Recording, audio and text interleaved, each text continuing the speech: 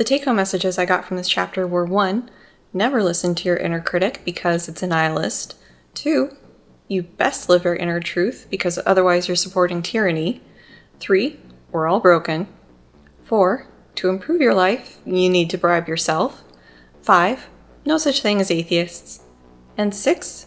To set your goals low to avoid frustration. Somewhere else in this chapter, we're also told to compare ourselves to who we were yesterday, not to who somebody else is today. Which just happens to be the title of this chapter.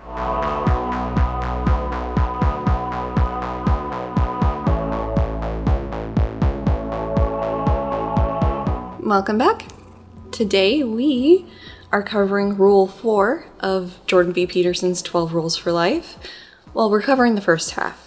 There was too much to cover, especially the science background and discussion for one video. Well, it would have been an hour and a half long, so let's have 2 videos.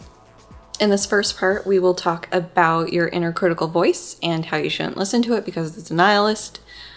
Success and failure, which Peterson doesn't like the distinction between, which is kind of funny. Living your truth, and how if you don't live your truth, you're supporting tyranny, and also how you're broken. Yay! And it's not like I've been doing this for a couple weeks or anything, but I forgot to shoot the footage for this, so still frames. This indicates I am talking about Peterson, his perspective, what the book says, implications directly from the book. This indicates I am giving my perspective on it, my take, what I think he's saying, or interpretations I'm getting from it. And this indicates I'm talking about research, either research that he directly cited and going through what it actually says, or bringing in my own research to support different arguments and stuff. Okay. This chapter begins with the assertion that it was easier to be good at something when we lived in small little communities, such as the one that Peterson was so desperate to get out of in the last chapter. This is because when we lived in small communities, there'd be 1, maybe 2 people in the really specialized jobs, like the baker, the butcher, the mechanic, the whatever. And so, by definition, if you're the only person in town doing a job, you are the best person in town at that job. You're also kind of the worst person in town doing that job, but it's not part of Peterson's argument here. As such, those local heroes had the opportunity to enjoy the serotonin-fueled confidence of the victor. It may be for this reason that people who were born in small towns are statistically overrepresented among the eminent. Yes. Even the worst mechanic in a small town gets to be top lobster. Even better, if he's bad enough, no one will ever leave. But what if there's a hierarchy in this small town? Maybe the carpenter is more valued and prized than the butcher. And everyone knows that no housewife can resist the milkman. How does all that fit in here? Reference 68. I find such joy in these references that are included. Reference 68 is to a paper from 1930 called The Development of Men in Science. This paper was trying to tease out the difference between nature and nurture and where the great scientific minds come from. Is it something people, well, men, are born with, or does their environment play the key role? One of the fun things in going back to these older papers is seeing just how far we've come. So this paper justifies looking at where people were born and the makeup of their towns and everything, because biology and zoology were starting to take notice and pay attention to where different animals were coming from. Also, people weren't sure why some people grew up into scientists and others didn't. And so this was an early attempt at answering that question. We still don't know the answer, but doesn't mean that they couldn't try. The author used a data set that used to apparently exist of the American Men of Science as their data set. This directory contained all sorts of info, where people were born, where they did their schooling, their jobs, so forth. The directory also had the top 1,000 leading men of science who had their super special stars next to their names, as determined by their peers, I guess. The relevant comparison for what Peterson is talking about is the comparison of size of hometowns that these men were coming from. This was broken down to different town or city sizes, and the number of scientists from those different groups was basically a dependent variable. The author says, in Table 3, the two groups are compared as to the population of their birthplaces. No significant differences would appear, which would enable us to conclude, e.g., or example given, that small towns are more likely than large to foster the production of eminent science men.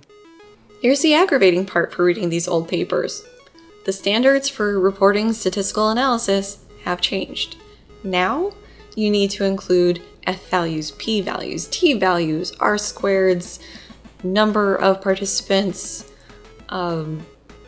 standard error of mean, standard deviation, like a lot of stuff, so other people can sort of check your math or figure out what you did if they can't figure it out from what you wrote. This paper has none of that. They basically say there wasn't a difference, and here's a table of the means, or the counts, I guess. And so I had to do a little bit of dirty napkin math to try to figure out what exactly they did and what they found. Okay, so two groups. Good so far. We're talking the starred versus not starred men of science. The next part are compared as to the population of their birthplaces. Alright, so it sounds like we're getting into ANOVA-MANOVA territory here. Still doable, but not with the data that's in the table. And we're back to the aggravating part of an old paper. All I've got are the counts for the number of scientists from those different population tiers. So I was able to do a 2-sample t-test and didn't find a significant difference, much like they reported. So in the figure that I'm going to throw on the screen now, I've collapsed the fancy versus not fancy scientists into the same group, which you're allowed to do when there isn't a statistical difference found between them. So there you go. And I'm plotting just the town size they grew up in. The population of the town is along the horizontal axis, and the number of scientists is along the vertical axis. Yeah, there's a lot of scientists coming from those smaller towns, but there's also a fair number coming from the larger metropolitan areas. But, as the paper says, the only comparison that can be made safely in this table is between the two groups for a given size of birthplace, since we cannot tell what proportion of the population was living in the communities of the various sizes. Regardless, this paper was from almost 100 years ago. To say that it reflects where people are living and originating from now is ludicrous. There has been a definite shift in the distribution of people in this country. Less people are living in rural areas than they did in the 1930s. Saying that this represents what's going on in the country now would just raise so many red flags in a peer review process. Plus, this issue that this is talking about men of science. Men of science are not the huge proportion of the eminent in this country. That includes like the business people and scientists, tech founders, like it's not just scientists. And so taking this to represent all kinds of different groups of people doesn't work. Back to Peterson. He says that with the world growing more urban and digitally connected, that means that our hierarchies of dominance, accomplishments, are much larger than they ever were before, and so it's easier to compare your accomplishments or your possessions against everybody else in the world, and as such, it's easy to find yourself lacking. I feel like this is just a part of growing up and maturing.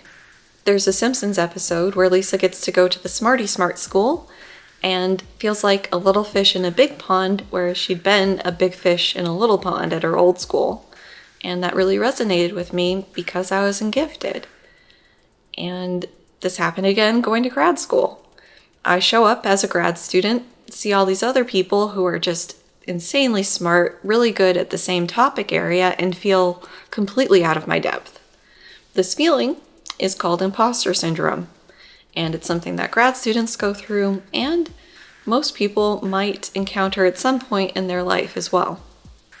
He gives many examples of your whatever paling in comparison against someone else's better whatever, And then in an apples to oranges inclusion, he says that even the most stunning Hollywood actress eventually transforms into the evil queen on eternal paranoid watch for the new Snow White.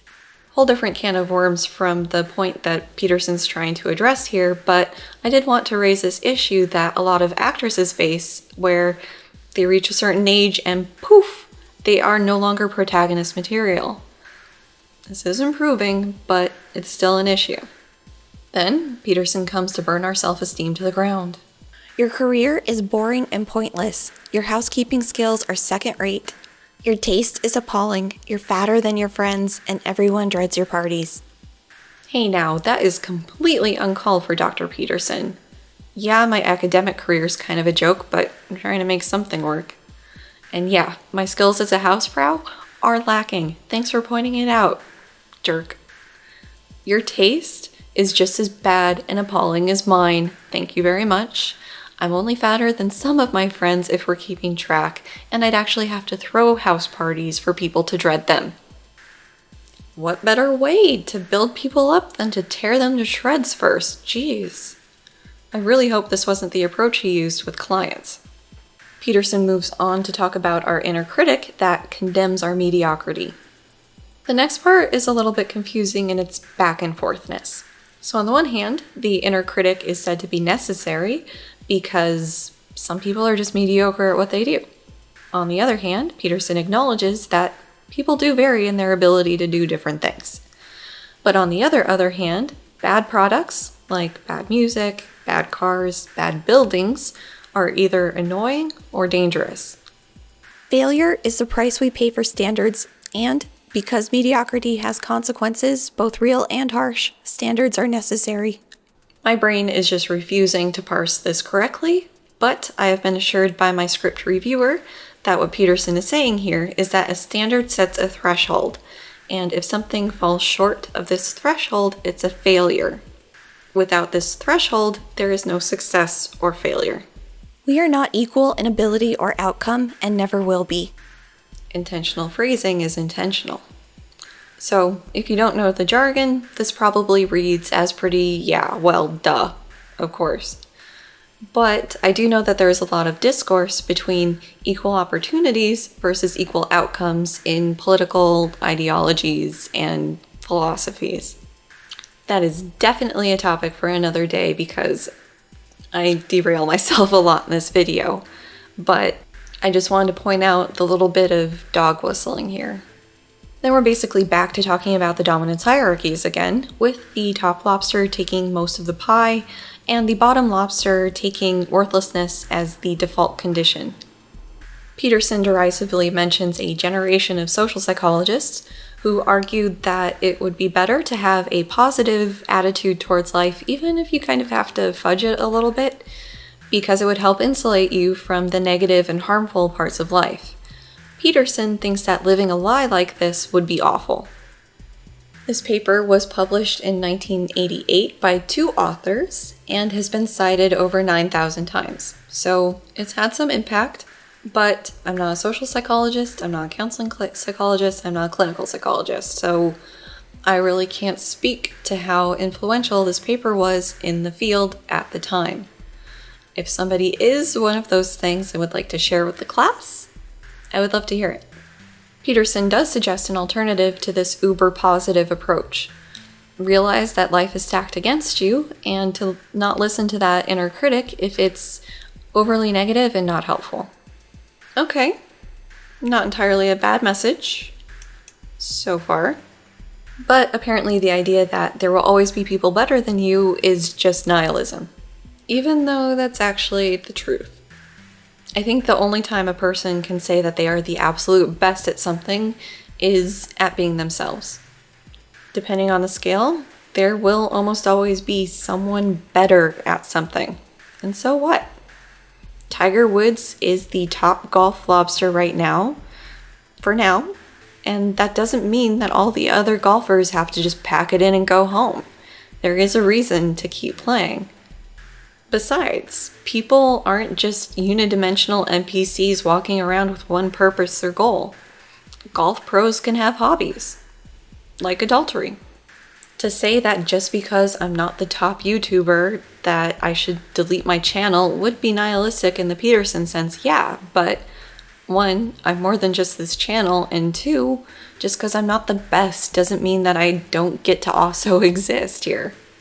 Just seems a little funny that he goes from condemning living an overly positive lie to encouraging people to ignore this facet of life because it's too negative. We begin this section with the reinforcement that the standards of better or worse are necessary. And Peterson builds on this to say that what you're doing with your time is deemed better than other options for what you could be doing, and that this implies value to whatever it is you're doing. The idea of a value-free choice is a contradiction in terms. Value judgments are a precondition for action. Every action you do has a better or worse option. Every outcome of stuff you do has a success or failure option, and things wouldn't be worth doing at all if it didn't have better, worse, success, failure qualities to it. If there was no better and worse, nothing would be worth doing. There would be no value and therefore no meaning. Why make an effort if it doesn't improve anything? Meaning itself requires the difference between better and worse. I feel like a lot of my hobbies don't necessarily have better or worse built into them. I knit. And yeah, I guess I'm trying to get better at knitting by continuing to knit. But really, I wanted a cool scarf, and then I wanted gloves, and then I wanted to make people fun gifts. And maybe Peterson would spin this to say that, for one, I'm assigning value to this by doing it, but also that I was making people gifts because I viewed it as better than alternative gifts that I could give them. But then video games? Maybe he'd say it's not a worthwhile investment of my time because I'm not bettering myself, but I don't know. We continue with Peterson taking umbrage at the labels of success or failure because these are two discrete options and doesn't really allow for any middle ground of you kinda did it. I had a laugh at this. Mr. Chaos and Order, Dr. Masculine and Feminine. He doesn't like the bins of success and failure. Ha! He says that generalizing things into success or failure bins are the sign of naive, unsophisticated, or even malevolent analysis. The reasons why success and failure aren't capturing everything, according to Peterson, are 1. There's more than one thing to be good at. The world allows for many ways of being. I guess professions and careers are a part of being now. I'll try to remember to add that to the working definition. If you aren't a good lawyer, try plumbing. If you aren't good at plumbing, try something else. If you aren't good at anything existing, make up your own path. Okay, not hating this advice. I'd say not fully commit to being a lawyer, plumber, whatever, like he's suggesting, but dip your toes in the water, see how it goes. I mean, I found out that I wasn't cut out to be a psychopharmacologist when I realized I couldn't kill lab animals, so I found something else. 2, like I was saying earlier, people aren't just one thing. He suggests that maybe you should judge success across all of the things you do. He adds that the mindset that you should be winning at everything you do might not be the best mindset for growth. It's good to be challenged and not be good at things on the way to becoming good at them. Cool, yeah, do this, good. 3, realize that you're your own individual person with your own context, and so judging yourself against other people might not actually tell you anything. Totally still with him on this until. Perhaps you are overvaluing what you don't have and undervaluing what you do. There's some real utility in gratitude. It's also good protection against the dangers of victimhood and resentment. Your colleague outperforms you at work. His wife, however, is having an affair, while your marriage is stable and happy. Who has it better? At first, I thought he was talking about a reverse of the Dunning-Kruger effect, where instead of somebody being overconfident and underskilled, the person is underconfident and overskilled, but then the context came in. He's going to argue against doing this comparison in the next part, so that's not why we're chatting here. I still have a problem with the idea that resentment and victimhood are in these shadowy parts of our psyche and just lingering around waiting to taint things with their awfulness. Don't walk close to the edge, Timmy, or that chaos whale will get ya. Peterson says that the inner critic operates by picking something like fame or power, finding somebody amazing in that domain, comparing you against them, and taking that difference between you and that amazing person as evidence for the fundamental injustice of life, at which point you quit because nihilism. Is this how other people's inner critics work? It's not how mine works. But I'm willing to admit that mine might be a bit faulty because of the bipolar and anxiety stuff. Usually mine just rubs my performance in my face, but it's not comparing it against other people, it's just how I think I should have done versus how I did. Let's take an uncomfortable example. I've never overshared before. So, I have body image issues and it's something I'm working on. My inner critic wants me to look a certain way. And this may have been informed by the mass media and how women are depicted, but I'm not comparing myself to other people. I'm comparing, or my inner critic is comparing how I look versus how it thinks I should look. And the difference there is the grief. I do sometimes feel like my diet and exercise are just postponing the inevitable, and that failure is a matter of when, not if. But I do know that my inner critic is a bit of a bully, so I keep trying. Also, the fundamental injustice of life, going right back to the victimhood narrative that he hates so much. If people compare themselves against someone else and find themselves lacking, it's not people's automatic assumption that this difference is because life is unfair. But sometimes life is unfair. Not everybody's born with the means or the genes to do what they want. And yeah, they might not be able to make a career out of running like some people, but they can still do what they can with what they've got. You guys ready for a Freud-Jung double feature? No? Great. So Peterson says that when we're kids, we haven't figured out who we are yet. And as such, we haven't set standards. And so we need to compare ourselves to others, like our parents, in order to set our standards. This seems similar to the Oedipal or Electra complex, where kids have to take on the values of their same-sex parent in order to mature past the phallic stage. But it's Freud, so as we grow up, we figure out who we are, and as such, we are less able to directly compare ourselves to others because we have different situations and contexts. Symbolically speaking, this means we must leave the house ruled by our father and confront the chaos of our individual being. We must take note of our disarray without completely abandoning that father in the process. We must then rediscover the values of our culture, veiled from us by our ignorance, hidden in the dusty treasure trove of the past. Rescue them and integrate them into our own lives. This is what gives existence its full and necessary meaning. He bought himself some leeway by talking symbolically, but still, citations needed. The rediscovering the values of our culture sounds a bit like incorporating the values floating around in the collective unconscious. Cultural values leading to a meaningful existence. What if you don't like the values of your culture? No meaning for you? And Peterson wonders why people call him a conservative. Who are you? You think you know, but maybe you don't. You are, for example, neither your own master nor your own slave. You cannot easily tell yourself what to do and compel your own obedience. You are interested in some things and not in others. You can shape that interest, but there are limits. Some activities will always engage you and others simply will not. He continues in questioning your desire to work, as well as what you want and need and love. Peterson says that you can be tyrannical to yourself and force yourself to do things and then kick the dog in an act of rebellion, or you can learn to negotiate fairly with yourself.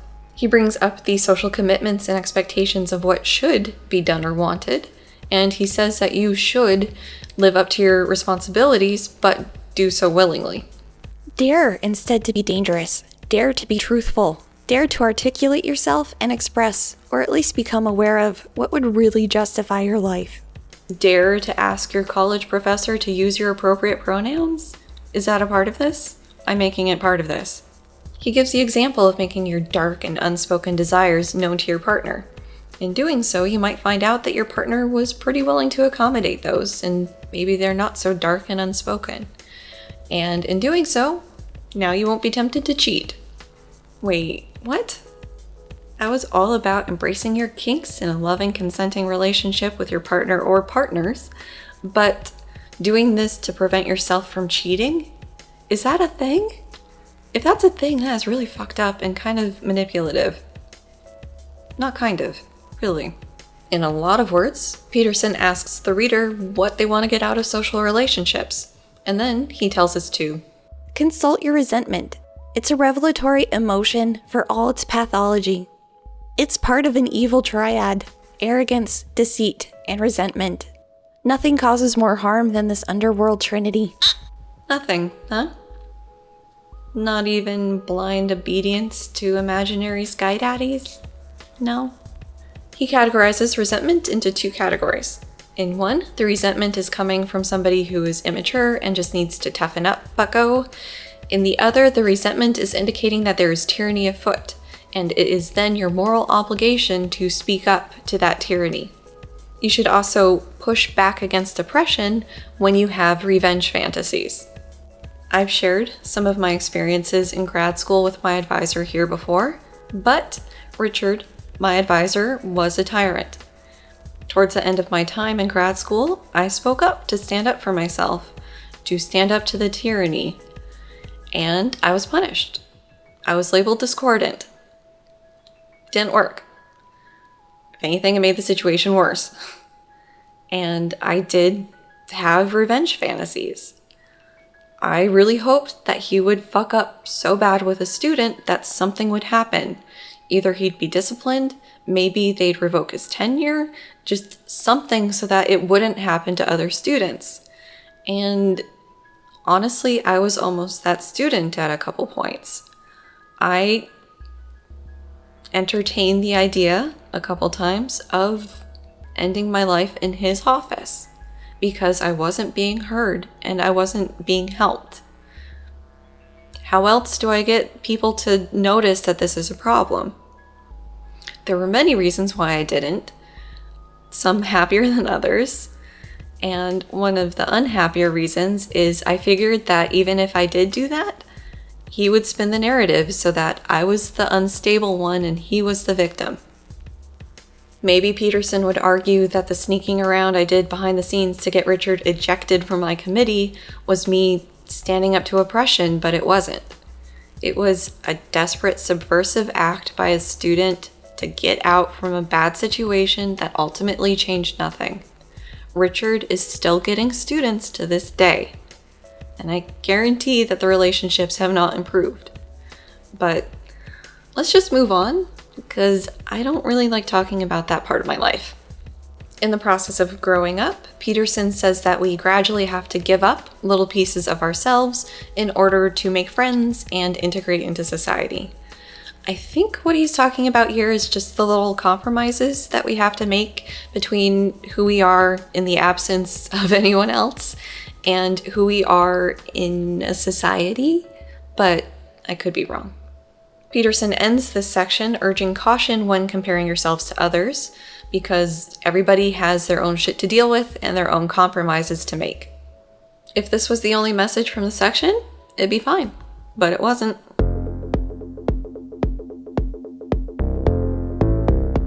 This section begins with a Peterson logic flow. We look at stuff because we're interested in stuff, and then because we're looking at stuff, that is taking aim because of our hunter and gatherer roots, and then that leads us to hunting implements and sporting projectiles, and then we hurl insults, launch plans, and pitch ideas. I'm not multilingual, so is this true for non-English languages as well? That there's this weird little idiosyncratic feature of the language? Or is it just English? We succeed when we score a goal or hit a target. We fail or sin when we do not, as the word sin means to miss the mark. We cannot navigate without something to aim at, and while we are in this world, we must always navigate. I thought success and failure were too black and white in their utility. Is that not the case now? I looked up the etymology of sin and got different results than Peterson. I'm showing it as having Latin and Old English roots, not Greek as Peterson's source says. In Latin, sin meant guilty, not missing the mark. Also, maybe Peterson's tool that he linked to is a good resource when you're studying the Bible, but the website's a bit janky. Peterson says that we're always at point A, trying to get to point B. And in his definition of this, point B is better than point A, because otherwise why would we be trying to get there? The world is always in need of improvement, or we're just curious. We live within a framework that defines the present as eternally lacking and the future as eternally better. If we did not see things this way, we would not act at all. We wouldn't even be able to see, because to see we must focus, and to focus we must pick one thing about all else on which to focus. What? Maybe it's my boundless Russian optimism, but the future can always be worse. So we can see, and we can mentally think of ways to improve the world. The pro of this is we can improve the world. The con of this is chronic unease and discomfort. So the world is always in need of improvement, and so there's unease from that. Maybe we bite off more than we can chew in trying to improve the world, and so we feel like a failure and stop, or we get bored and stop. In any case, the improvements aren't happening. As Peterson asks, how can we benefit from our imaginativeness, our ability to improve the future, without continually denigrating our current, insufficiently successful and worthless lives? It seems Peterson is airing out his inner critic. Peterson says that the first thing to do is to figure out who you are. His analogy for this is of buying a house, which is super relatable for us millennials. Good choice. But when you're buying a house, you need to have somebody inspect it, figure out what's wrong with it before you sign the paperwork. You need to inspect yourself because you're broken. But don't despair in your brokenness. Have hope that you could someday be better in the future. Just like the dark pillar of religion, you are broken. You are incomplete. You must do these things to fix yourself. Then there is at least a paragraph, if not more, that really reminds me of part of an episode from Penn and Teller's Bullshit. In particular, the self-help episode, fittingly enough. I imagine Showtime has some pretty eager bots, so instead of showing you the clip, I'll reenact it. This pen represents our problems, our sense of limitations, our feelings. So everybody, turn your hand upside down. Now, could you just let go of the pen?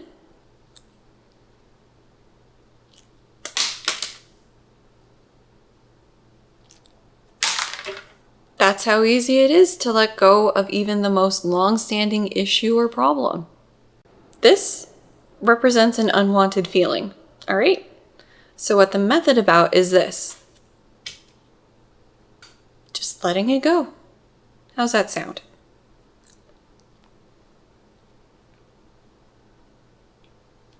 And the process involves 3 very simple questions. The first question is, could you? Could you let it go? The second question is, would you? And would you just means, are you willing to? Would you rather hold on to this problem, or would you rather be free? Lastly, the last question is when? And when is just an invitation to choose to do it now. So everyone, think of one of your favorite problems. Could you let it go? Just could you? Yeah. Okay. Would you? Yes.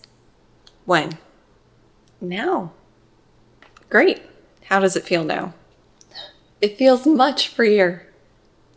I love that look of shock. Seriously, that's the gist of at least a paragraph there. So then Peterson says that in order to get going on improving yourself, you might need to bribe yourself. Buy yourself a coffee when you do something, or treat yourself in some way. And it's important that you do not fuck yourself over in this process, lest you grow resentful of yourself. Also, aim small. You don't want to shoulder too much to begin with, given your limited talents, tendency to deceive, burden of resentment, and ability to shirk responsibility. Painting with some pretty broad strokes there, Peterson. He says that if you stick with this, over time you'll be able to aim higher and take on bigger improvements. Now the beam is disappearing from your eye, and you're learning to see. And what you aim at determines what you see. That's worth repeating. What you aim at determines what you see. I promise. We will come to the neurology and the cognition that he's dancing around, just not yet. For the meantime, I see you shiver with anticipation.